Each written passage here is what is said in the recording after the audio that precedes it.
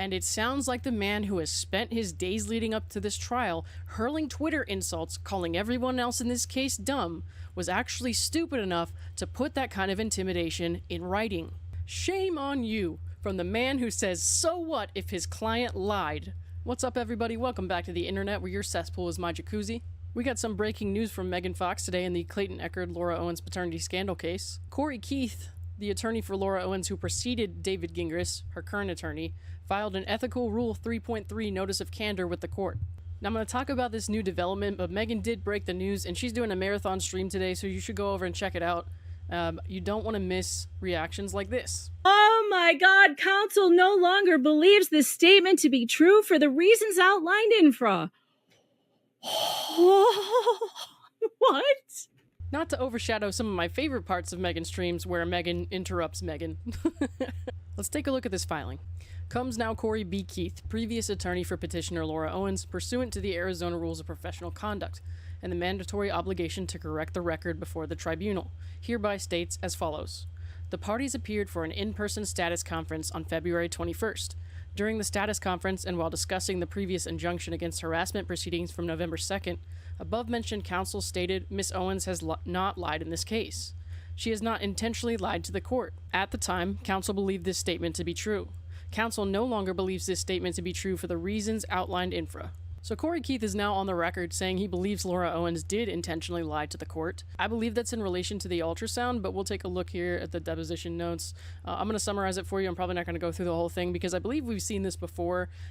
We just haven't seen Corey Keith speak out on it. This might seem like nothing new, but actually it might have some bigger implications given some of the stuff in Clayton's pretrial statement and some of the stuff that should be included in the disclosure. Sorry, not the disclosure, the exhibits, which hopefully we'll be seeing later today, tomorrow, hopefully by the end of the week? I don't know, because it sounded like there was a lot of stuff to go through, and I know the court takes a while sometimes to redact everything. Here we have Greg Woodnick asking Laura Owens about the ultrasound she submitted in which she had altered some information.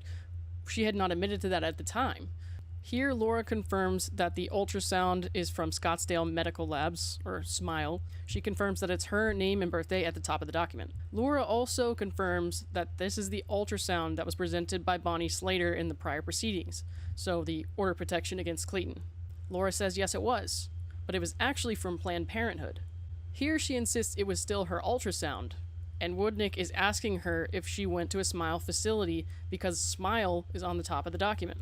Laura admits here that she did not get the ultrasound at SMILE. She says she got it from Planned Parenthood in Mission Viejo. This is where Laura admits to doctoring the ultrasound.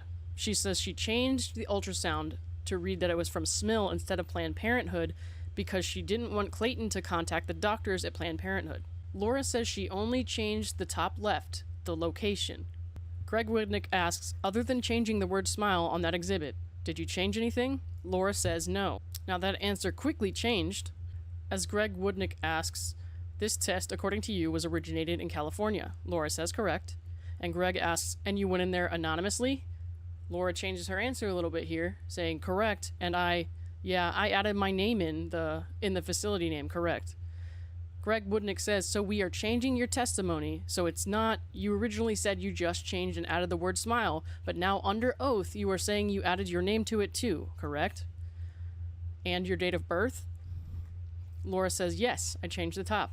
This is where she gets caught in some more really damning lies regarding her statements about her medical history during this alleged pregnancy. Woodnick asks who her OBGYN is. Laura responds saying her main OBGYN is a perinatologist named Dr. McCool. Woodnick then asks what other doctor she's seeing, and Laura answers Dr. Higley, who I saw last Friday. Greg Woodnick points out, you didn't see Dr. Higley that last Friday, and before you answer that, you don't have to, you can plead the fifth, because it will be a really inconsistent statement with what you told Judge Galketsis. Laura responds, I had an appointment with Dr. Higley. Woodnick asks, you said you specifically told Judge Galketsis under oath that you saw Dr. Higley the week before. Laura says, I had an appointment with Dr. Higley. Woodnick asks, you did not see Dr. Higley the week before, did you? Laura answers, I did not go to the appointment. What the fuck? With that in mind, we're going back to Corey Keith's statement. Miss Owens has not lied in this case. She has not intentionally lied to the court. This is why Corey Keith is trying to correct this statement. because Laura clearly intentionally lied based on her deposition answers. Corey writes, "The admissions from petitioner during her deposition confirmed that counsel's above-quoted statement made during the February 21st status conference was factually inaccurate. Specifically, petitioner admittedly altered her sonogram photo to include her name. Petitioner also admitted she did not see Dr. Higley the week prior to the November 2nd injunction hearing. As such, counsel files this notice to retract his statement and to ensure candor to the court as is required by Ethical Rule 3.3a, because undersigned counsel is not aware of petitioner having notified the court of these other factual inaccuracies." Now, we haven't seen all the exhibits attached with Clayton's pretrial statement, and I don't know if and when we will, but this opens up a whole new question in regards to something that was written in Clayton's pretrial statement. Recall this part of the statement where they're talking about Laura's witness intimidation through David Gingras. Through her third counsel in this matter, David Gingras, Laura has intimidated witnesses, including suggesting Maricini would be arrested if he appears to testify, which they have now stupidly doubled down on, despite Michael Maricini having a subpoena. Clayton's statement also mentions the toxic and inappropriate diatribe regarding this case through Twitter and blog postings, including using derogatory terms insinuating that any ruling in Clayton's favor would be a mistake and the judge was biased against Laura. Now here's the really important part in regards to what we just read.